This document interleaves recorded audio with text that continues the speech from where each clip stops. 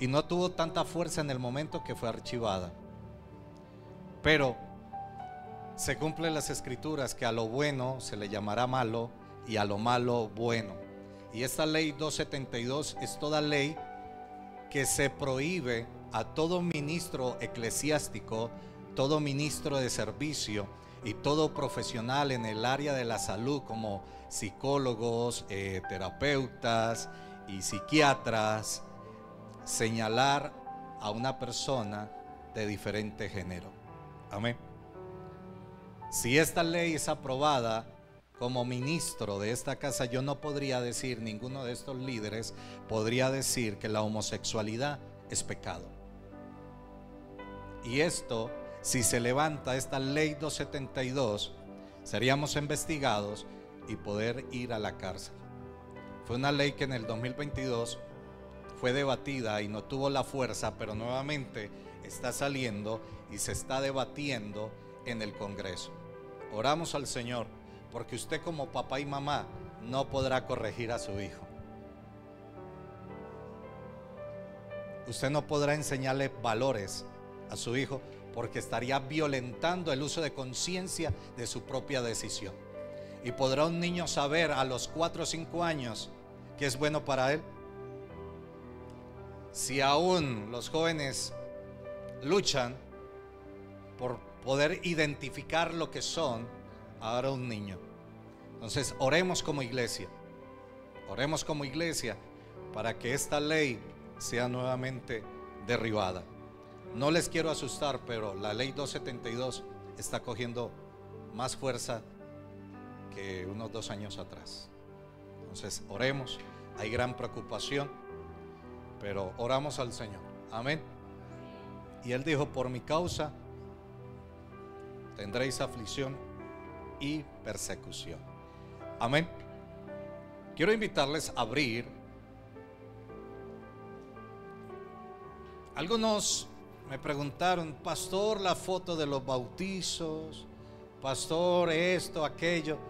Al finalizar abriremos un espacio donde hay unas evidencias de gran alegría, de gran gozo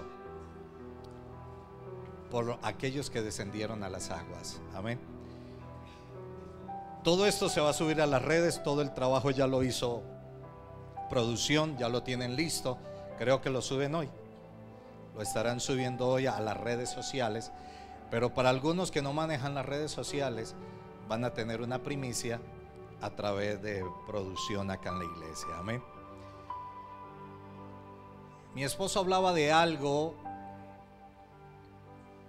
Algunos se bautizaron, pero gracias a Dios son personas que hemos sido o que hemos pastoreado durante varios años y tomaron la decisión de este paso de identificarse con el Señor.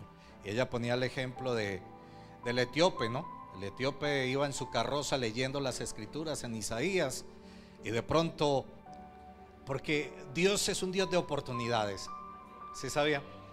El Dios que tú recibiste, el Dios que predicamos, es un Dios de oportunidades, un Dios de cambios, un Dios de determinaciones. Y Dios hizo algo tan especial para la vida del etíope, que el Señor trajo a uno de sus evangelistas llamado Felipe, y Felipe se le acercó siendo algo muy especial y le pregunta al etíope o al eunuco. Eunuco era alguien que servía a las princesas y a las reinas de ese tiempo. Por ende, para ser eunuco tenían que ser castrados, para que ninguna mala intención sucediera en la vida de este hombre, que era la muerte, o que violentara la privacidad de aquellas mujeres. Entonces Felipe se le acerca y le pregunta: ¿entiendes lo que lees? ¿Y cómo de entender si no hay quien me enseñe? Hay hambre, pero no hay quien enseñe. Y si eso pasó en aquel tiempo, ahora sí que hay hambre, pero pocos que enseñen a la luz de la palabra. Y enseñando este pasaje, el etíope dice lo siguiente: ¿y qué me impide a mí para ser bautizado? ¿Acaso no hay agua acá? Y Felipe dijo: como usted mande, su merced. Lo tomó, lo bautizó e inmediatamente fue transportado por la presencia de Dios en cuerpo, alma y espíritu. Porque no hay fronteras ni hay muros que detengan la mano de Dios cuando Dios tiene un propósito en nuestra vida. Amén. Por eso, como 4 hermanos pasaron por las aguas tomando la decisión, cuando me dijeron: pastor, ¿y qué nos impide? Y yo les pregunté: ¿y qué te impide a ti ser bautizado? Amén. Por eso tuvimos estos casos. Hubieron algunos que fueron bautizados por el Espíritu de Dios. Más adelante vamos a escuchar esos testimonios de esos corazones que no pudieron controlar ese momento tan especial que fue descender a las aguas. Amén. El bautismo tiene 2 condiciones. La iglesia o el cristianismo ha puesto cargas que no tienen que ver con ser bautizado. Número 1, la importancia del bautismo lo dice Marcos 16:16, dice: el que creyere y fuere bautizado, este será salvo. Y número 2, el bautismo es para identificarme con la muerte de Cristo. Como a ustedes no lo van a llevar a un madero para ser crucificado, usted se identifica con la muerte de Cristo. De ahí la enseñanza del apóstol Pablo al decir: me identifico con la muerte de Cristo por medio del bautizo. Esos son los 2 principios que tiene el ser bautizado. Si yo me bautizo sin recibir a Cristo, el bautizo a nadie salva. Amén. El bautizo es la confirmación de que yo recibí a Cristo. Y el otro objetivo es para identificarme con la muerte de Cristo. Con Cristo estoy juntamente crucificado, ya no vivo yo. Ahora lo que hago, lo hago en la fe del Hijo de Dios. Amén. Es esa identificación un paso de obediencia. Alabado sea el nombre de Jesucristo. Libro de los Hechos, capítulo 19.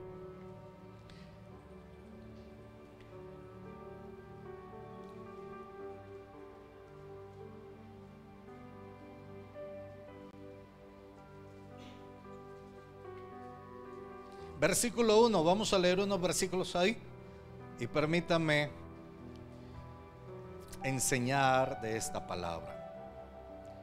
Hechos capítulo 19 versículo 1 dice: aconteció que entre tanto que Apolos estaba en Corinto, Pablo, habiendo recorrido las regiones superiores, vino a Éfeso, y hallando ciertos discípulos les dijo: ¿habéis recibido el Espíritu Santo después de que creísteis?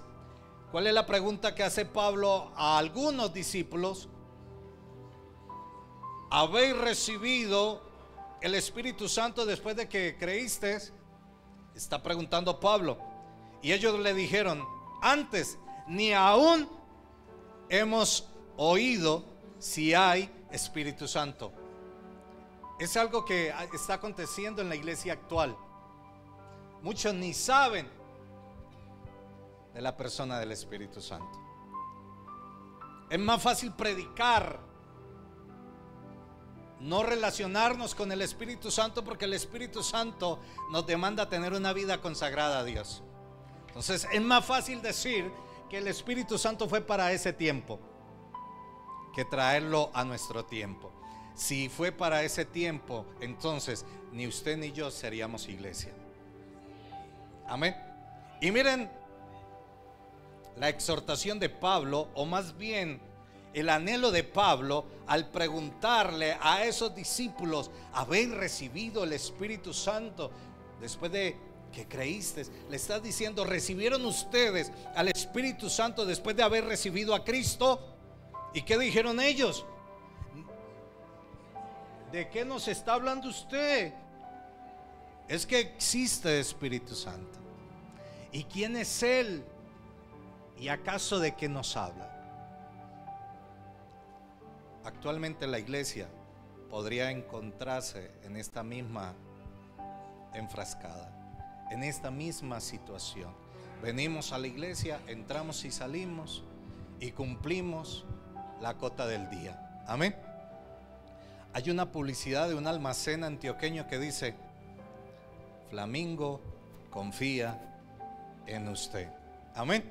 Y como confía en usted, lo invita a que haga parte de la familia de Flamingo. ¿Cómo? Accediendo a un crédito, porque confía en usted. Amén. Y después de que usted saca el crédito, a los días viene y fue y cumplió la cota, porque Flamingo confía en usted. ¿Sí o no? Ok. Y muchos dentro del cristianismo hoy en día pasa lo mismo. Entro por la puerta, me siento, levanto la mano, digo gloria a Dios porque el director dice gloria a Dios, o el predicador terminó. ¿En qué momento termina? Me paro y me fui. Ese es el cristianismo de hoy en día. Pero este hombre, después de haber visitado las regiones superiores, hablando de esas ciudades importantes, comerciales de aquel tiempo, decide volver a Éfeso. Algunos estudiosos dicen que la ciudad de Éfeso fue donde vivió María, madre de Jesús, donde vivió Juan y Pablo en aquel lugar. Pablo centró mucho la vida de su ministerio en esta región. Cuando llega alguien que conoce el Espíritu Santo, lo primero que hace es observar el lugar a donde está llegando, poder olfatear la presencia de Dios. Pero llega Pablo, se encuentra con ellos, dice, y la escritura lo registra, y acá el escritor, en este caso Lucas, no está llenando algunas líneas porque hay unos espacios muertos que necesita llenar. No, dice que llegando a Éfeso halló a ciertos discípulos, y lo primero que hace Pablo es preguntarles por su vida espiritual. Y yo hoy les pregunto, ¿cómo está tu vida espiritual?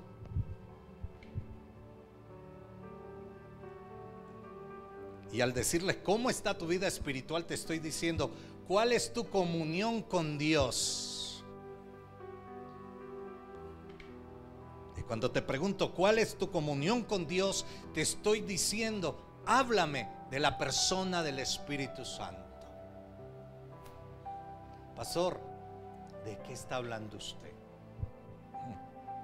¿Sabe por qué la iglesia actual no quiere conocerle? Porque no quiere compromisos. Porque lo primero que te va a enseñar a ti el Espíritu Santo es a morir a ti mismo, a renunciar a tu propio ego. Porque cuando Juan tuvo el encuentro con Jesús, dijo, es necesario que yo mengüe. Cuando tú te encuentras con Dios, ya tú no vas a depender de ti mismo, de tu propia voluntad. Ya tú estás ceñido a la voluntad y a la dirección de Dios. Y el único que te puede ayudar a esa dirección perfecta, a una comunión plena, es el Espíritu de Dios. Porque si no, vaya usted al libro de Gálatas capítulo 5 y arranque esas 2 hojas que hay ahí. Porque la vida de comunión con el Espíritu Santo te va a llevar a morir a tus deseos carnales. Te va a llevar a morir a ti mismo. Pero le digo que no hay mejor inversión que esa. Donde ya tú no tienes relación con el pecado, así el pecado no haya renunciado a ti, ya tú no estás conectado a la esclavitud. Donde llegas al acostarte y no puedes dormir porque no puedes conciliar, porque no hay paz. Y hay cristianos que pasan la noche en vela y uno pregunta ¿por qué? Porque no hay paz en sus corazones. Porque esto no se trata solamente de venir a una congregación. las congregaciones están llenas, pero de ellas pocos que conocen la comunión con el Espíritu Santo de Dios. Pastor, ¿usted sabe cuántos mensajes me puede entrar al día a mi celular? Y no únicamente de acá de la iglesia, de muchos lugares. Pastor, desde que yo determiné empezar a buscar a Dios, mi vida se me convirtió en un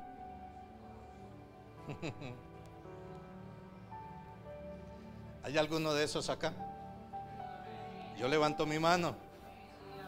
En ocasiones mi vida se convierte en un caos. En ocasiones mi vida, las puertas se cierran. En ocasiones mi vida, que creía que habían cosas muy bien, resulta que no estaban muy bien. ¿Sabes por qué? Porque tú has determinado salir de la vida de confort. ¿Y cuál es la vida de confort? Se lo voy a decir muy espiritual. Cuando tú estás en la vida de confort, sin que tú lo digas de tu boca, tú le dices al diablo: no te toco, tú no me tocas, y los dos estamos tranquilos. Pero cuando tú determinas salir del confort, cuando tú determinas salir de esa vida carnal, y una vida carnal es una vida diaria. Por eso Pablo dice: para el hombre carnal todo esto es locura. Y sabe que no se lo está diciendo a los de afuera, se los está predicando a los de adentro.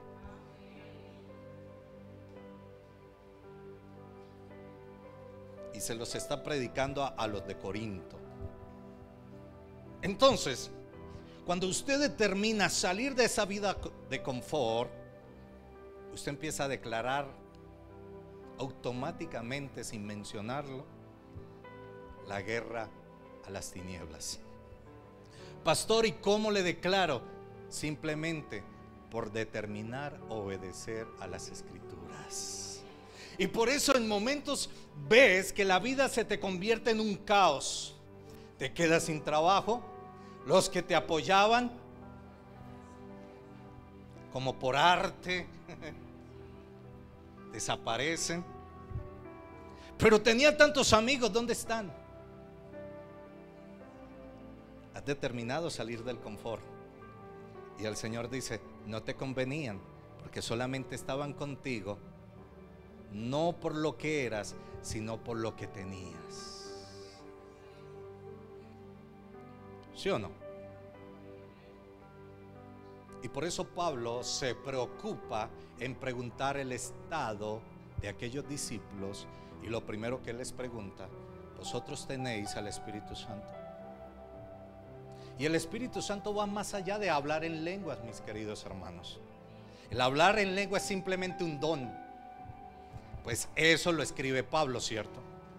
El tener al Espíritu Santo de Dios. ¿Acaso Judas no tenía el Espíritu de Dios?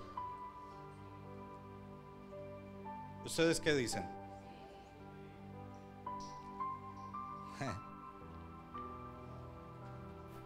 Pero Judas nunca se rindió al Espíritu de Dios.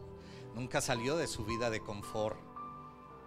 Por eso Judas nunca pudo llamar a Jesús Señor, porque nunca le vio como su Señor. Porque el único que te puede llevar a tener una vida diferente es el Espíritu Santo, y que tú puedas mirar a Cristo como Señor y Salvador de tu vida.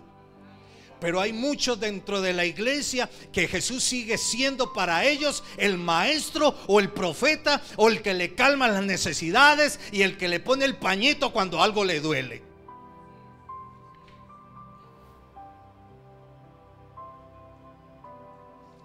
Y Jesús te ama cuando las cosas están bien. Pero ¿qué va a pasar en tu vida cuando las cosas empiezan a cambiar? Lo que tú creías que estaba bien, no está bien. Cuando de pronto tú vas al médico y te aparece algo que tú no. Lo digo por mí. Si esto da una casualidad de su vida, esto es producto de la revelación del cielo. Gracias. Y nos vamos a encontrar con cosas.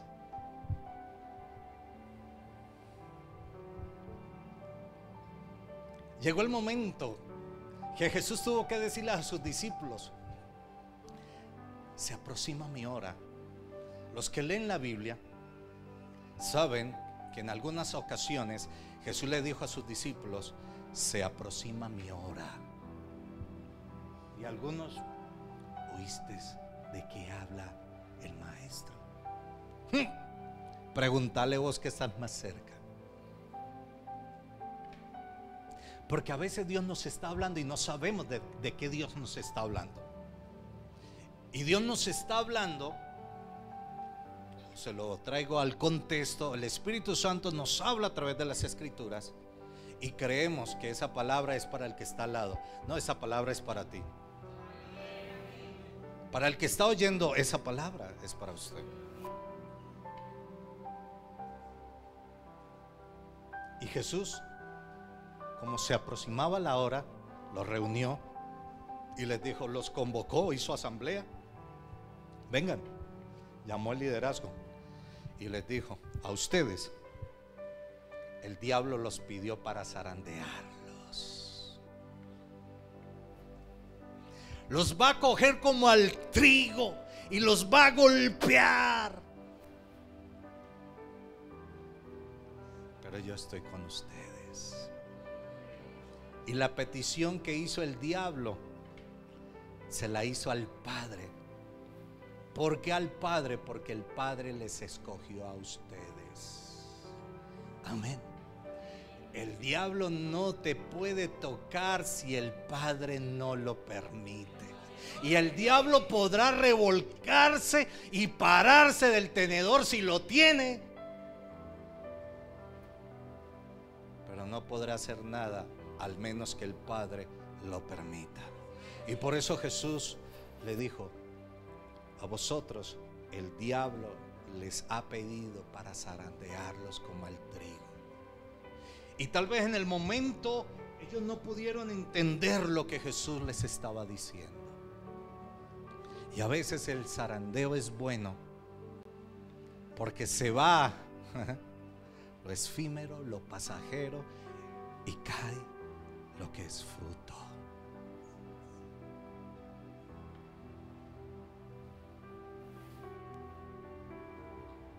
¿Entendió lo que les dijo?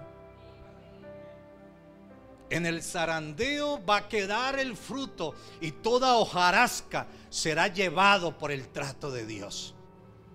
Señor, se fueron todos, y el Señor te va a decir: era necesario, porque todos, ninguno edificaba en ti.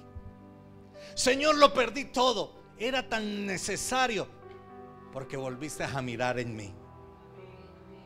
Señor, me enfermé, era necesario para que te acordaras que tienes que buscarme. Tal vez tú no lo entiendas hoy, pero más adelantico lo vas a entender con lágrimas. Porque Él dijo: porque tales cosas son necesarias. Tales cosas son necesarias. Tal vez yo les guardé un secreto a ustedes. Mi viaje apresurado a Bucaramanga era porque Dios me había dado una palabra, y el Señor me dijo que mi papá iba a morir. La gente me preguntaba: pastor, ¿cómo está su papá? Y era como si me enterraran el puñal en mi garganta y en mi corazón. Pero yo dije: Señor, si tú me lo hablaste, es porque tú quieres hacer algo. Sabían que mi padre estaba enfermo, pero Dios había dado una palabra, y yo creía en esa palabra. Yo me aferré en esa palabra. Si tú no te aferras a las promesas de Dios, nunca te vas a poder levantar de tu lecho. Si tú no confías en lo que Dios ha creído de ti, yo podré orar 24 horas por ti, echarte esta botella de aceite. No es whisky, ¿oyeron, hermanos? derramarte ese aceite todos los días, nada va a pasar. Porque eres tú quien debes creer a lo que Dios ha hablado a tu vida. Por eso para Pablo empezar a predicar en ese lugar, él entendía que necesitaba algo tan claro, tan fuerte, que era el Espíritu de Dios. Esta iglesia que va a cumplir 3 años ahora en julio, el 7 de julio, va a cumplir 3 años y ha sido sostenida por la misericordia de Dios. 3 años que llevamos historia, y parece que yo estuviera ya desde el último día. Yo me había ido 25 años atrás de la estrella, y después de 25 años el Señor me vuelve a traer, ya no como pastor asociado de una iglesia, sino a fundar una obra que tenía un propósito en este lugar. 25 años Dios puliendo mi corazón para decirle a usted que usted necesita conocer al Espíritu Santo, que usted necesita rendirse, que ustedes aprenda para que aprenda vida conforme a las Escrituras. Hay pastores que a mí el pastor no me interesa qué te dijo tu otro pastor, no me interesa qué te dijo el otro líder. A mí lo que me interesa es lo que Dios te está diciendo hoy a tu vida, que es hora de volver a determinar y a tomar una decisión acerca de tu vida. ¿Qué vas a hacer después de hoy?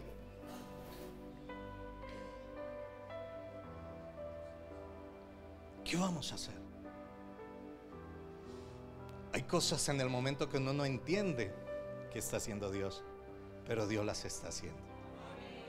Y tal vez son amargas a tu paladar, no son dulces como tú esperabas, porque no todos los días serán dulces. Habrán unos días, porque es necesario que tal vez ese hígado espiritual fluya a eso amargo, que va a limpiar muchas cosas de nuestro corazón. Que esa hiel salga de nuestra vida. Sigamos leyendo. Entonces dijo: ¿en qué pues sois bautizados? ¿Cuál es la vida espiritual de ustedes? ¿En qué los bautizaron a ustedes? ¿Qué les han hablado a ustedes? No, a nosotros igual que Juan. Miren, ellos estaban tan metidos en el bautismo de agua que Pablo los tuvo que sacar de una realidad y decirle: es que el bautismo de agua es simplemente un paso a la obediencia. Yo estoy para decirle del nuevo nacimiento, que es en Cristo, bajo el Espíritu de Cristo. Salgan de esa sala de confort, salgan de esos pensamientos. Deja atrás esos 20 años y desaprende para que aprendas.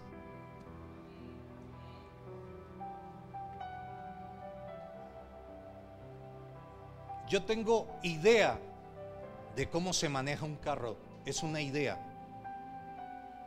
pero yo no puedo ir a decirle al hermano Elkin que su trabajo fue una cantidad de años como conductor: Elkin, ve a hacerlo así. Yo tengo la idea, él tiene la experiencia.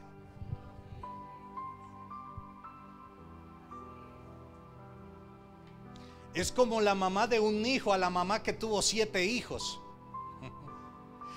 La mamá de un hijo apenas está tomando la experiencia, pero la mamá de 7 hijos ya pasó el dolor y la crianza, y a todos los tiene sanitos, los tiene cacheticolorados.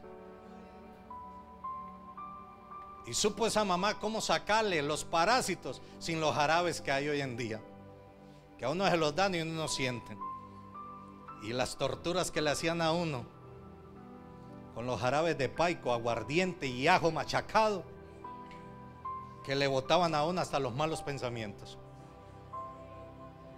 ¿Cómo enseñarle a esa mujer que ya tuvo un diplomado en formación y crianza de sus hijos? Amén.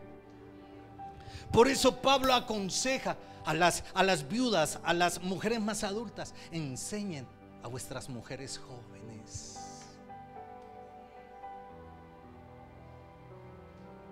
Yo recuerdo cuando mi hijo estaba pequeño, ya me reclama y me dice: pa, usted siempre me pone a mí de testimonio allá. ¿Y de quién más voy a hablar yo, hijo?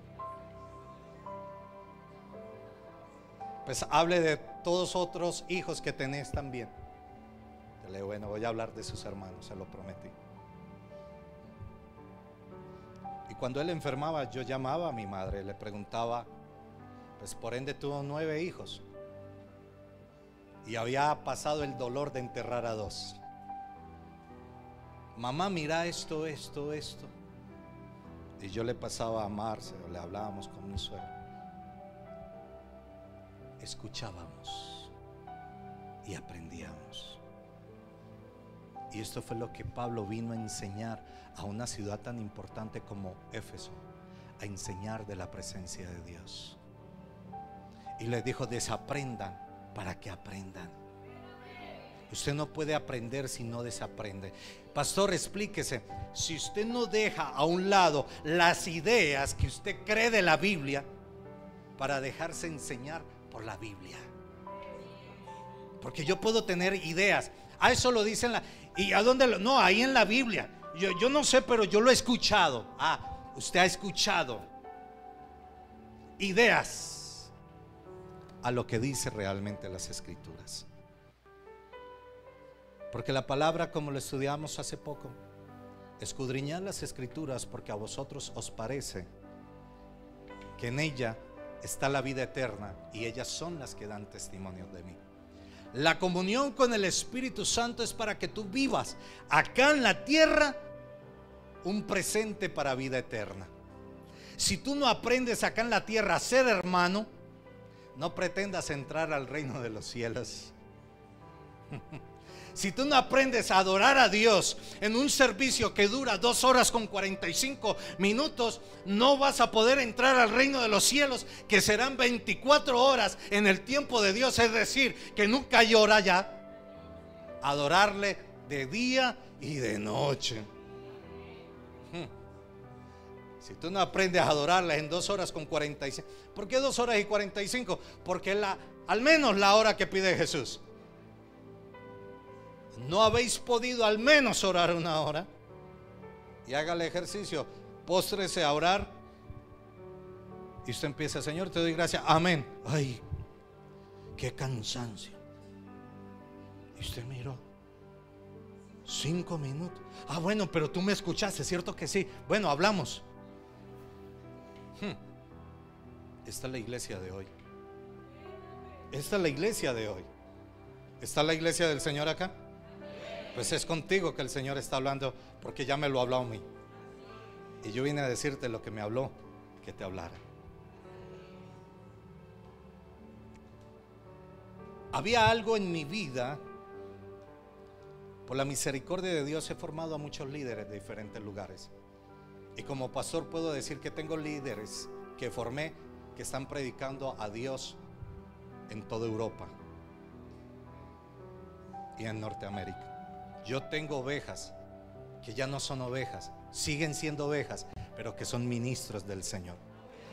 Y recuerdo cuando ellos me decían: pastor, yo estoy llorando, yo quiero ser ese predicador que dice en el nombre de Jesús. Ok, qué bendición. Le daba la mano: levántate tu pantalón. Ay, pastor, tengo las medias rotas. No, yo no quiero ver tus medias. Levántate tu pantalón, siéntate, muéstrame tus rodillas.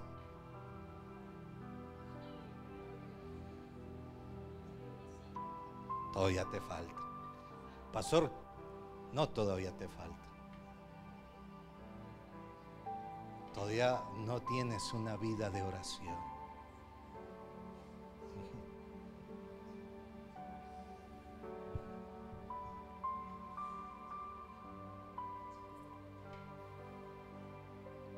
Muéstrame tus rodillas y te diré el éxito que te va a tocar mañana a tu puerta.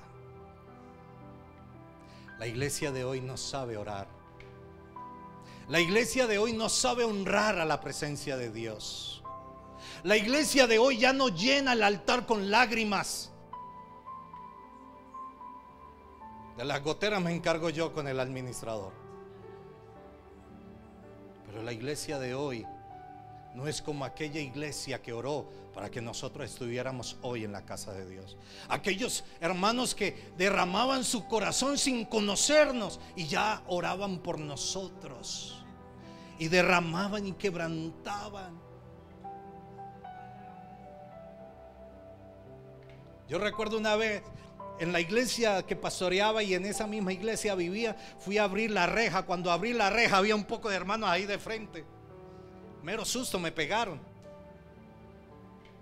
Y yo le dije: mi hermano, yo todavía no me he bañado, no me he organizado. Me dijo: no importa, pastor, es que venimos a orar para la fiesta que vamos a tener. ¿Y saben qué hora? 6 de la mañana, y el servicio empezaba a las 11 de la mañana. ¿Dónde están esos cristianos? Pablo vino a buscarlos. Pablo vino a preguntar: háblenme del Espíritu Santo, háblenme de las cosas que Dios está haciendo. Pablo, ¿de qué nos preguntas? No sabemos de qué nos hablas. Tal vez camino de Emaús vamos y Él va con nosotros y nos habla y no sabemos identificar quién nos está hablando, ¿cierto?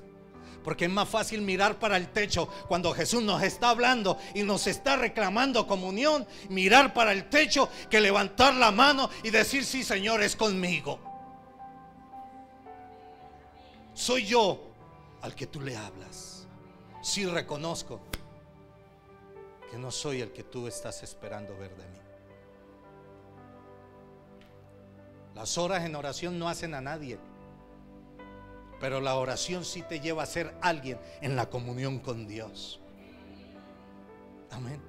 Es hora que volvamos, iglesia, a tener una relación hermosa con el Espíritu Santo. Y quiero enseñarte bases en un hijo de Dios. Cuando hay bases, nadie lo mueve a usted. El evangelio progresista no te saca de la salvación. El evangelio de las oportunidades no te saca del contexto de la santidad.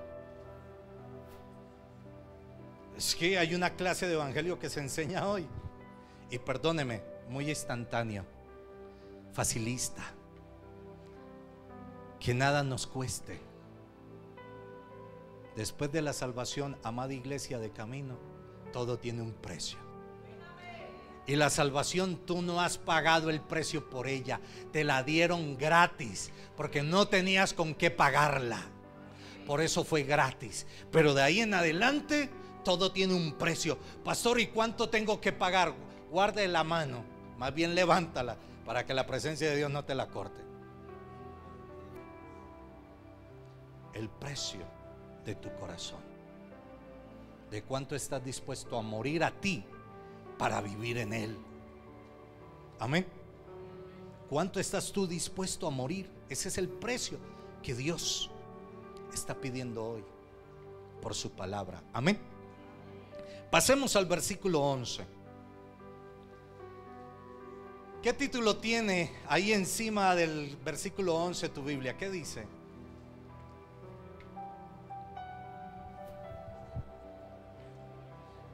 ¿Cómo dice?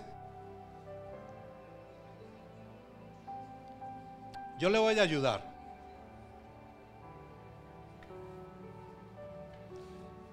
Hoy me siento como cuando yo le digo a los niños: ay, este niño no tiene lengua. Y ellos llegan y me la sacan. Ay, sí tiene lengua. Sentí un silencio. La iglesia que le cortaron la lengua también acá. Habla de los milagros, ¿no? Lo que le gusta a la iglesia actual, milagros.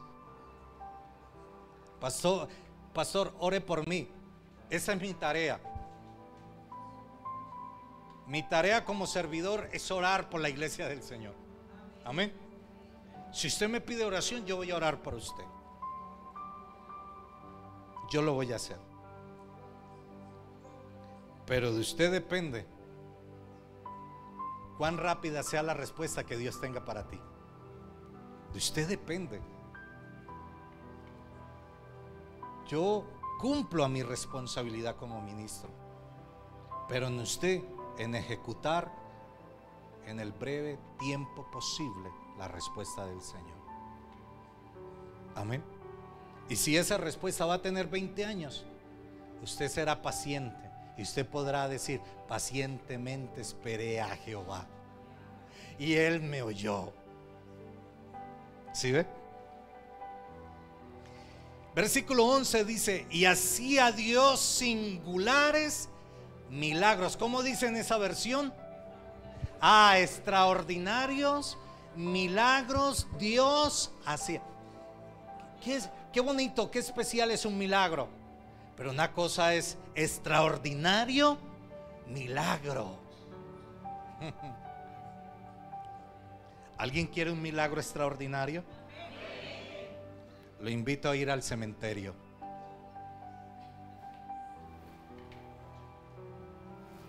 Pastor, ¿a quién vamos a visitar? A la tumba donde usted se va a enterrar, donde usted va a morir. ¿Sabía usted que Dios habla con muertos?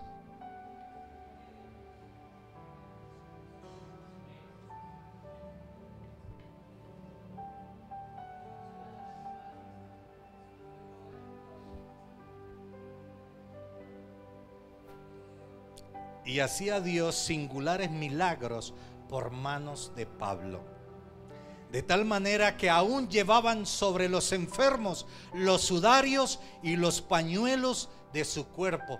Había una tradición en aquel tiempo en esa ciudad, porque ahora vamos a hablar un poquito de la ciudad. Dice: las enfermedades se iban de ellos y los malos espíritus salían. ¿Qué se iba de ellos? ¿Quieres ser sano? Aprende a morir. ¿Quieres ser libre? Aprende a morir.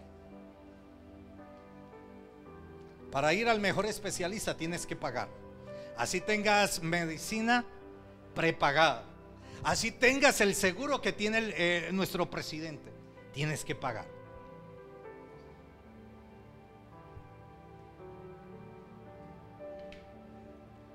El médico, el especialista que operó a mi esposa, una vez al año venía a Medellín. Por eso se demoró tanto la cita con este especialista, el cirujano de cabeza. Una vez al año hacía consulta en esa ciudad. Y creo, no sé si Alexandra lo recuerda, solamente de esta especialidad habían dos: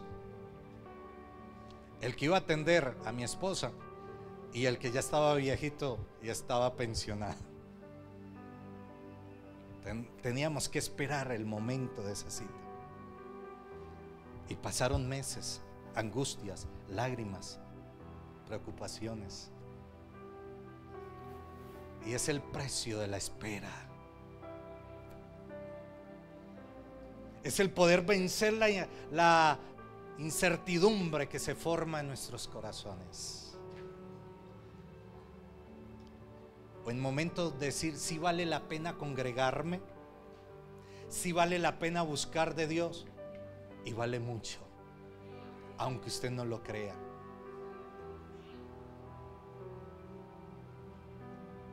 Y algunos de los judíos, exorcistas, vagabundos, tentaron invocar el nombre del Señor Jesús sobre los que tenían espíritus malos. Os conjuro por Jesús, el que Pablo predica. Y habían 7 hijos de un tal Exeba, judío, dirigente de los sacerdotes. Entonces no era cualquiera, ¿no?, que hacía esto. Y respondiendo el espíritu malo dijo: a Jesús conozco y sé quién es Pablo, pero vosotros quiénes sois. Hay pastores que los espíritus hablan, sí, y mejor que usted y yo. Y el hombre en quien estaba el espíritu malo, saltando en ellos y enseñoreándose de ellos, pudo más que ellos. ¿Cuántos eran? 7. ¿Y cuánto era el endemoniado? 1. Y un endemoniado volvió nada 7. Porque lo que usted está peleando, toque al lado, ojo con lo sobrenatural. De tal manera que huyeron de aquella casa desnudos y heridos. Porque si tú no tienes autoridad, lo que va a hacer el enemigo es avergonzarte y desnudarte públicamente y hacerte pasar una vergüenza atroz. Y para que lo recuerdes, te va a dejar señales en tu vida. ¿Cómo llegaron ellos huyendo de esa casa? Desnudos, literalmente, y heridos. Por casi los matan. ¿Sí o no? Y el hombre en quien estaba el espíritu malo, ya sabemos, versículo 17 dice: y esto fue notorio a todos, así judíos como griegos, los que habitaban en Éfeso. Asimismo, muchos de los que habían practicado las artes mágicas trajeron los libros y los quemaron delante de todos. Y echada la cuenta del precio de ellos, hallaron 50,000 denarios. Así crecían poderosamente, o así crecía poderosamente la palabra del Señor y prevalecía en aquel tiempo. Amén. ¿Saben por qué Pablo preguntaba acerca del Espíritu Santo? Porque Pablo sabía que a la ciudad que había llegado no iba a ser fácil predicar y que se iba a encontrar con un lugar totalmente poseído por las tinieblas. Esta era la ciudad de Éfeso. Pablo en Éfeso había recibido mucha oposición y por eso tuvo que salir de la sinagoga. Cambió su centro de operaciones y comenzó entonces a enseñar diariamente. ¿Cada cuánto enseñaba Pablo? Diariamente en la escuela de Tirano, una escuela para los efesios, y que Pablo había predicado allí la palabra de Dios por un periodo de 2 años. Y como resultado de esto, toda la provincia de Asia había escuchado la palabra de Dios, tanto judíos como griegos. Y esto nos da una idea de cómo la palabra de Dios crecía en ese tiempo. Ay, pastor, usted no sabe. Que no sé yo, tal vez yo no lo sé, no lo sepa, ni lo entienda, pero Dios lo sabe y todo lo entiende. Por oscuro que sea el lugar, si está el Espíritu Santo, ese lugar florece. Por difícil la situación, si tú prevaleces, el Espíritu Santo te dará la victoria. ¿Y qué hacía Dios en la vida de Pablo? Hacía milagros extraordinarios. Éfeso era un gran centro de la religión, posiblemente más importante que Atenas o cualquier otro lugar de aquel entonces. El gran templo de Diana quedaba en ese lugar. Para los más jovencitos, para los historiadores y para los más espirituales, Diana era la famosa Ateneas. Los que vieron Los Caballeros del Zodiaco, la famosa Atenas. ¿Sí se acuerdan de Atenas? Que habían ciertos caballeros que tenían que defender Atenas porque era la diosa de la mitología griega. Pues quiero decirte que en la Biblia sí hubo alguien que tuvo que pelear con Atenas o con Diana, y fue el apóstol Pablo. Y lo más tremendo, que el templo de aquella mitología griega o de aquel tiempo a quien se rendía culto en Éfeso, era el templo más grande que había en la historia en el momento. La prostitución, como lo he dicho en ocasiones anteriores, la prostitución era el trabajo habitual y respaldado por el gobierno actual. alrededor del templo habían más de 400 prostitutas o mujeres ejerciendo la prostitución. Y fuera de estas mujeres estaba rodeado el templo por hechiceros y magos. Por eso la Biblia lo está mencionando, que cuando vieron el poder que salía de Pablo, cierto mago quiso comprar el poder que había en Pablo, porque lo que había en Pablo era extraordinariamente precioso, extraordinariamente sobrenatural.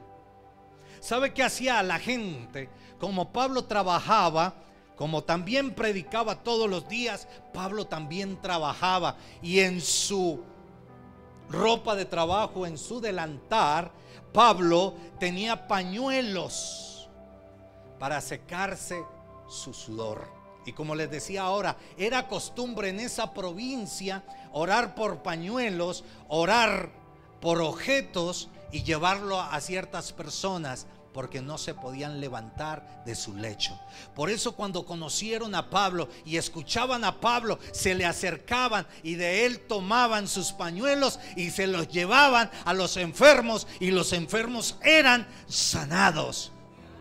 Extraordinariamente, Pablo tenía una comunión que muy pocos tenían en aquel tiempo con Dios. Si usted me habla de espiritualidad, perdóneme, se lo voy a decir muy campesino, muy montañero: péleme las rodillas. Y yo le digo a la doctora: doctora, revíseme esas rodillas.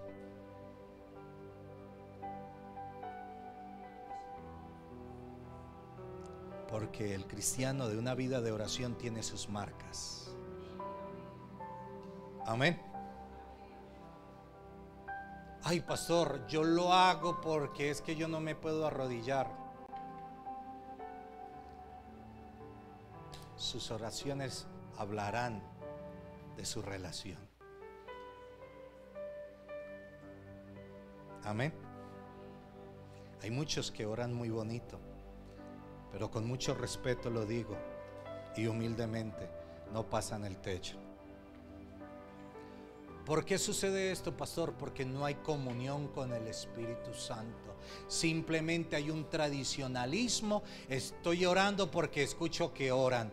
Estoy orando porque tengo una necesidad. La vida de oración es la necesidad que yo tengo de tener comunión con Dios. No oro para ser sanado, oro para tener comunión con Dios. Y si Dios está en mí, como dijeron aquellos 3 hombres, Dios lo hará. Y si no lo hace, seguiremos adorándolo. Y si tendré que morir enfermo de algo, moriré alabando y glorificando a Dios. Amén.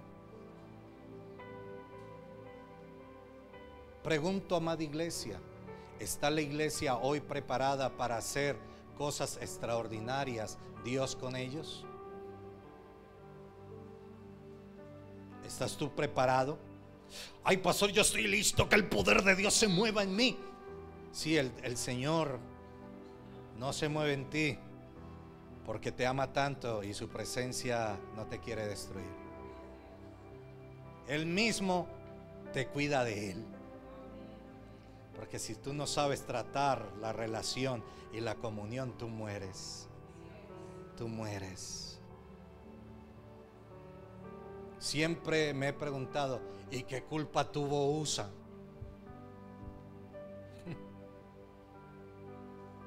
¿Saben quién es Usa? El que extendió su mano para que el arca, para que Dios no se cayera. No, Dios tiene equilibrio total. Dios no te necesita, tú necesitas de Dios. Y si Dios se ve y se siente en peligro, Él tiene la facultad para librarse del peligro. Ay, se va a caer. Instantáneamente murió. Y si estaba cerca del arca, era porque era sacerdote. Escucha, pero no estaba preparado para la presencia. Nadie podía tocar el arca de cualquier forma. Ninguno de los más cercanos podía tocarle, porque el arca se transporta. Tráeme la vara, por favor.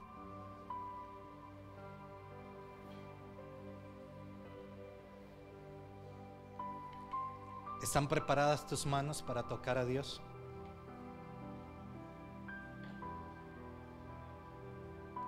Párate aquí. Párate ahí, por favor.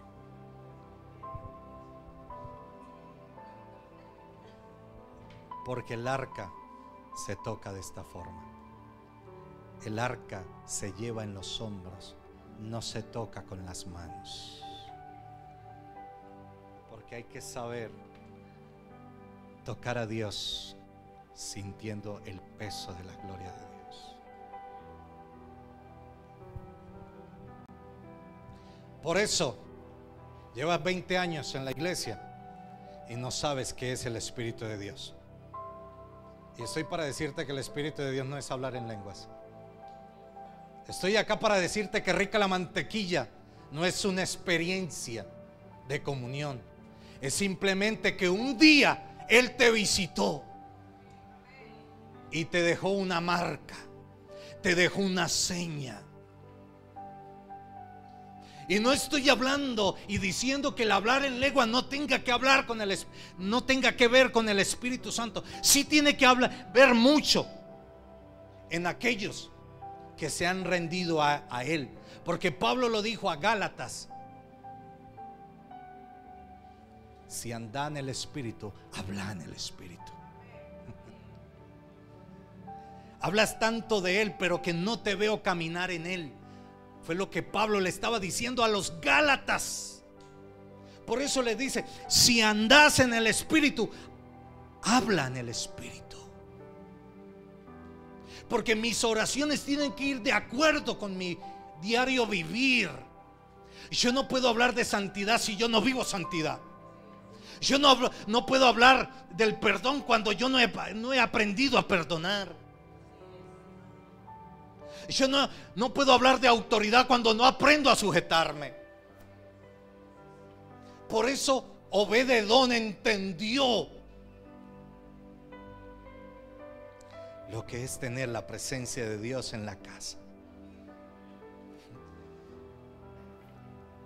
¿Usted me escuchó, iglesia? Obed-Edom entendía y pudo tener a Dios en su casa. Es que este lugar es tan pequeño para un Dios tan grande. Ese corazón es tan pequeño para que Dios habite ahí. ¿Y cómo traer a Dios a este corazón tan pequeño? ¿Cómo traerlo? Sabiendo tratar su presencia. Cuando tú respetas su presencia, Él no se hace esperar. Él se hace el invitado. Él viene y toca la puerta de tu corazón y te dice: ábrame, ábreme, ábrame, porque hoy es necesario que yo entre y more en ti. Porque es necesario una noche en su presencia y todo cambiará. Tan solo una noche en su presencia. Y no estoy hablando de que usted se pare a las 12 a orar. Tiene que ver.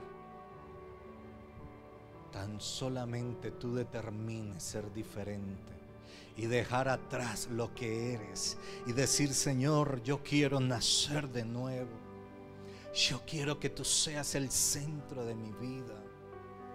Yo quiero que de mí hagas a ese que tú quieres ver.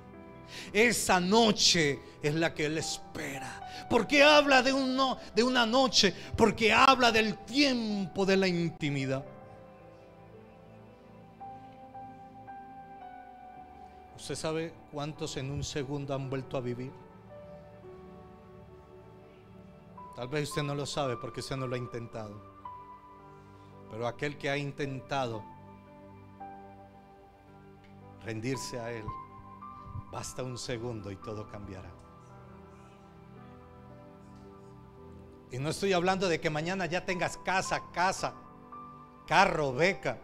Estoy hablando que ahí se levanta alguien con una visión diferente, con un oído diferente, con un hablar diferente, que a pesar que tenga todos los problemas de la vida, pueda levantarse y decir: Señor, aunque yo no entienda, aunque yo no lo vea, tú estás en mí y algo va a pasar, algo va a cambiar.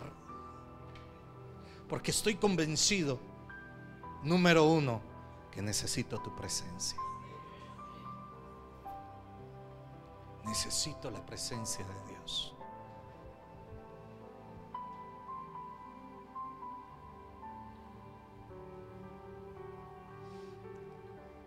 ¿Sabe dónde están los mejores cristianos? Se lo voy a revelar. En las clínicas y en los hospitales, en un lugar que se llama UCI, lugar de cuidados. Ahí donde se hallan los verdaderos cristianos. Ay, pastor, porque en la prueba aprenden a esperar, porque en la prueba y en el dolor aprenden a mirar arriba y dicen: ahora entiendo que te necesito. Ay, por eso él dice: estuve enfermo y no me visitaste, estuve desnudo y no me cubriste, tuve hambre y no saciaste. Porque en la prueba, si tú la aceptas, es donde aprendes a conocerle. Cuando la prueba no te hace hablar, sino donde tú le hablas a la prueba y le dices: aunque estoy llorando, en Él esperaré. Aunque ya no tenga respuestas, en Él la hallaré. Es ahí donde se encuentran los verdaderos cristianos. Porque cuando todo está bien en tu vida, todo te es fácil levantar y cantas aún la canción que no te sabes.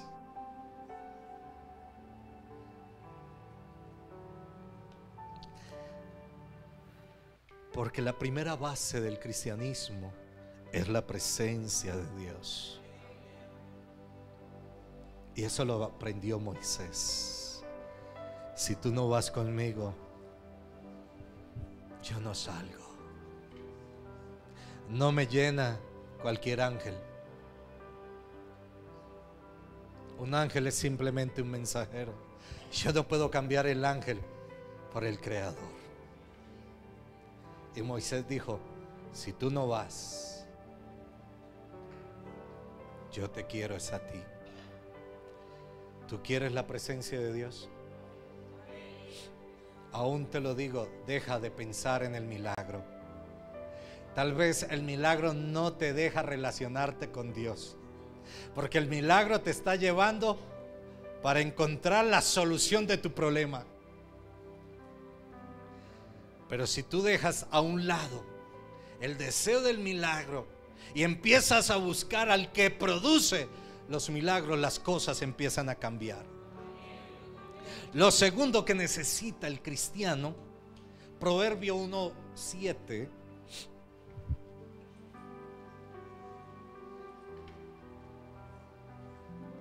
Proverbios, libro de Proverbios, capítulo 1, versículo 7 dice: el principio de la sabiduría. Amada iglesia, ¿está este principio en ti?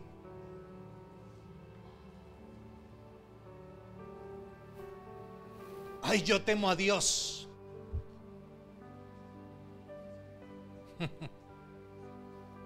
Muéstrame tu respeto por Dios. Entonces yo diré que eres un cristiano que vives bajo los principios. El principio de la sabiduría es el temor a Jehová.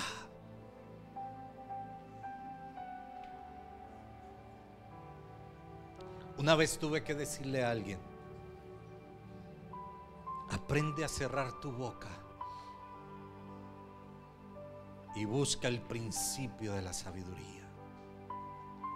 Aprendamos a cerrar nuestra boca para que encontremos el principio de la sabiduría que está en el temor de Dios. Levante la mano en este lugar los que aman a Dios. Yo sabía que las iban a levantar. Levante la mano el que no ha pecado contra Dios. ¿Y por qué no las has levantado? ¿Y sabe por qué hemos pecado? Porque no tememos a Jehová Dios. Le amamos, pero no conocemos el respeto a Dios. Alabanzas al Cristo de la gloria. El principio de todo es el temor a Dios. Yo le amo por lo que Él ha hecho en mi vida. Ay, ve a ese vecino. Ay, yo lo amo. Ha sido tan lindo conmigo. Pero el día que vengan a matarlo, usted sale corriendo y se esconde. ¿Sí o no? Pero el día que vinieron a matarnos, Él se puso delante de nosotros. El día que se vino a establecer el juicio, Él se paró delante de nosotros. Porque el principio de la sabiduría es el temor a Dios.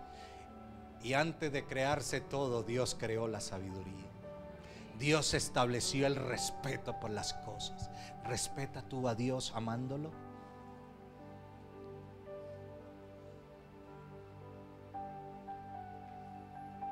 Le amamos, pero todavía le fallamos. Le amamos y todavía hablo de mi hermano. ¿Sí o no? Tan apresuradamente señalo al otro, pero he levantado mi mano y he dicho que amo a Dios. ¿Y sabe qué dice Dios? Y no levantarás testimonio contra tu hermano. Ay.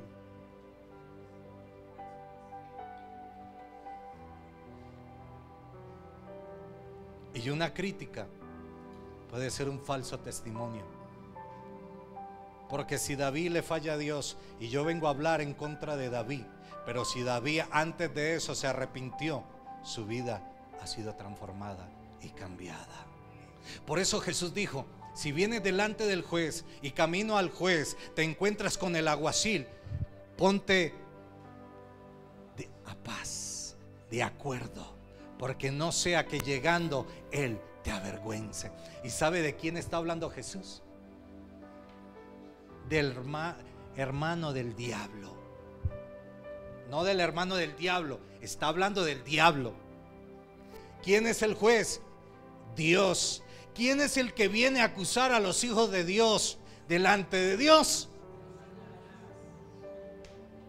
¿Se ve la metáfora que hace Jesús o la analogía que está haciendo? Si vienes delante del juez, ¿y para qué va uno delante del juez? A ser juzgado. ¿Por obras bien o por obras mal? Pero en tu camino te encuentras con el alguacil, ponte a paz con él.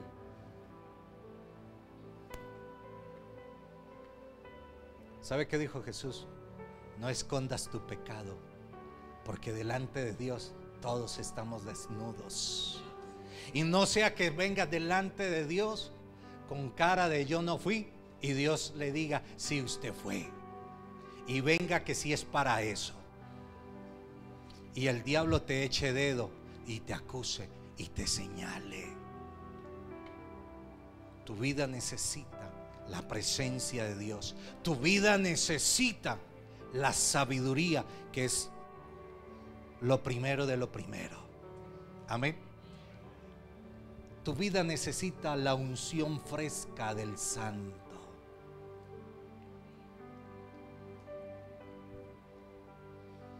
¿Alguien sabe cuántas veces fue ungido David?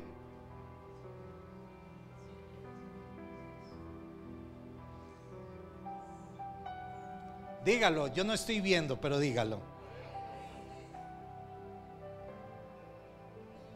No bastó con la primera, porque la primera fue para un tiempo. No bastó con la segunda, porque la segunda fue para un tiempo, para que cumpliera su propósito final. Ay, pastor, cierta vez yo fui ungido, cierta vez murió y tu unción desapareció, porque cada día necesitamos la unción del Santo. Tráeme el shofar, Josué, por favor. Tráeme el grande, para darle si no entienden con el grande. Permítame ilustrar qué es la unción. Y venga, doctora, usted.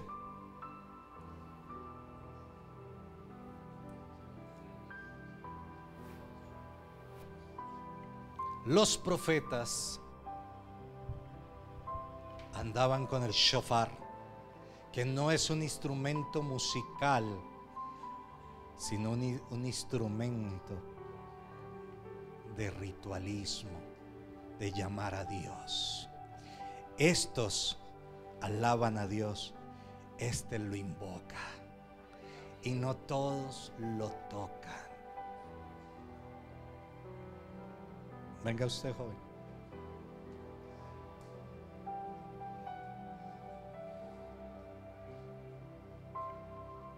Como decía mi papá cuando me iba a pegar, arrodíllese. No, mentira, el viejo es un amor. Esto era lo que hacía Dios. Buscaba un representante y un testigo de lo que iba a hacer con alguien. Y Dios entregaba su corazón al profeta en la simbolización del shofar, que es el instrumento del ritual que llama a Dios. Y después de que el profeta hubo estado en la presencia de Dios, el profeta iba a Dios y Dios hacía esto con el cuerno del profeta, y el profeta presentaba delante de Dios el hombre que Dios había escogido,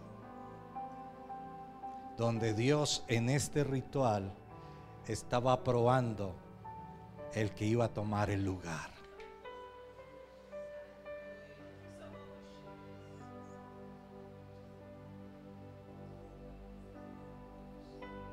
Solamente esto pasa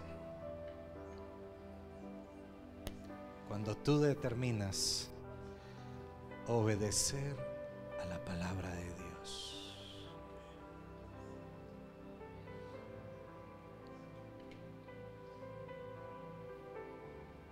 Por cuanto tú has colocado primero la palabra de Dios antes que el amor de tu corazón, Dios se complacerá en cumplir tu petición.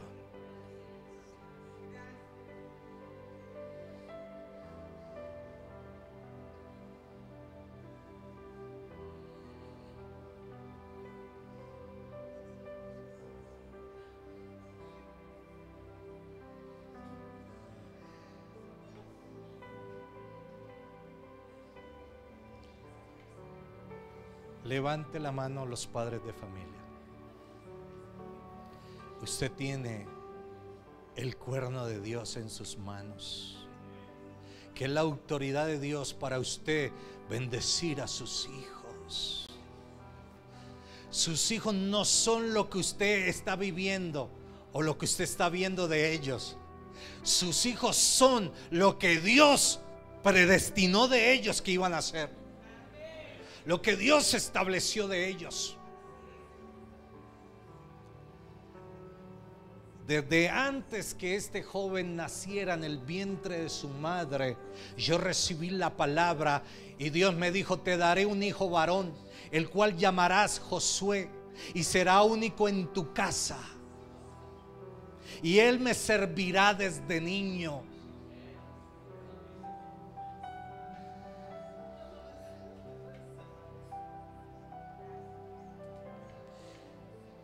A la edad, entre las edades de 5 y 6 años, él fue secuestrado por la trata de blanca.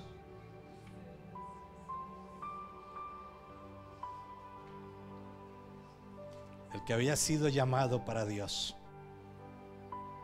Sufrió un accidente donde casi pierde su pierna, su pie. Pero este fue el que Dios dijo: tendrás un hijo, le llamarás Josué y será único en su casa. Y será bienaventurado porque romperá matriz de madre. Y será tu bastón en tu vejez. Y pondrás las manos sobre él a cierta edad. Y hoy ha llegado el día. Y delante de la asamblea dirás: Josué, serás rama fructífera y tus vástagos crecerán y nadie te podrá detener, porque la unción del Santo hoy está sobre ti.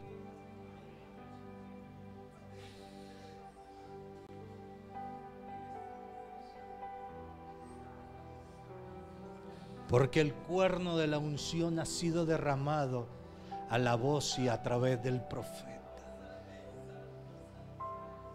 Porque hoy el Señor sobre ti, padre, madre, te está entregando una unción para que tú convoques a tus hijos y ellos servirán a Jehová sin importar la edad y sin importar la condición de lo que están viviendo. Ellos serán ministros de la casa de Jehová tu Dios, porque así Jehová Dios lo está estableciendo hoy en este lugar.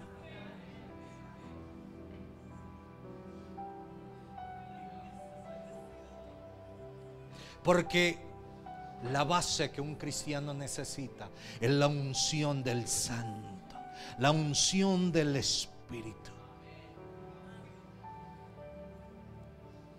Oh, santo sea el nombre del Señor. Y has pasado desiertos y has tenido que aprender a luchar a solas.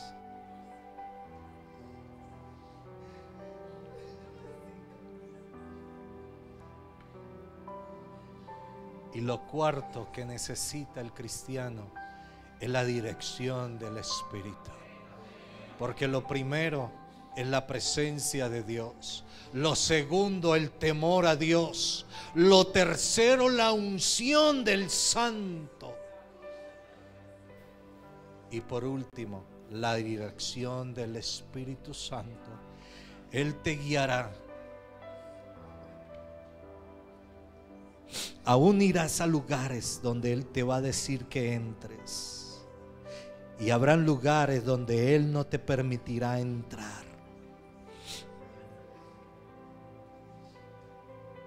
Te llamarán de otros lugares. Irás y predicarás mi nombre. Hablarás a multitudes. Y yo estaré contigo.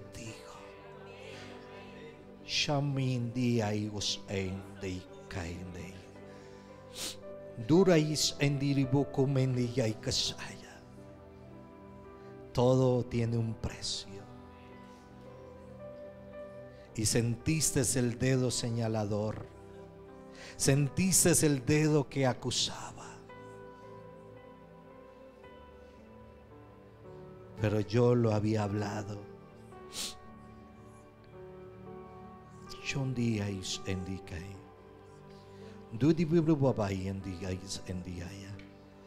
Obedecerás aún más. Y ya no será directamente con tu padre o tu madre, será directamente conmigo.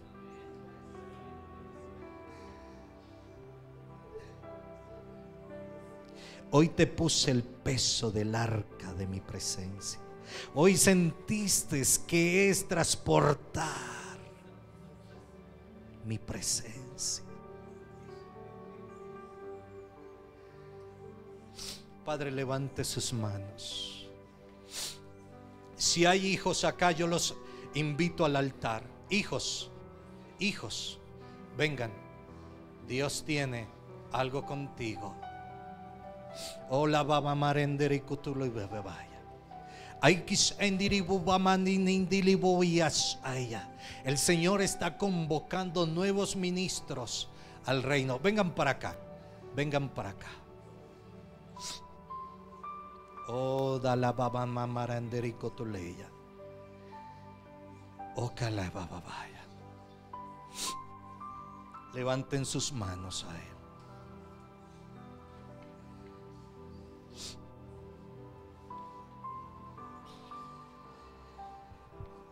Hay una presencia, empieza a adorarlo. Ahí está la presencia del Señor.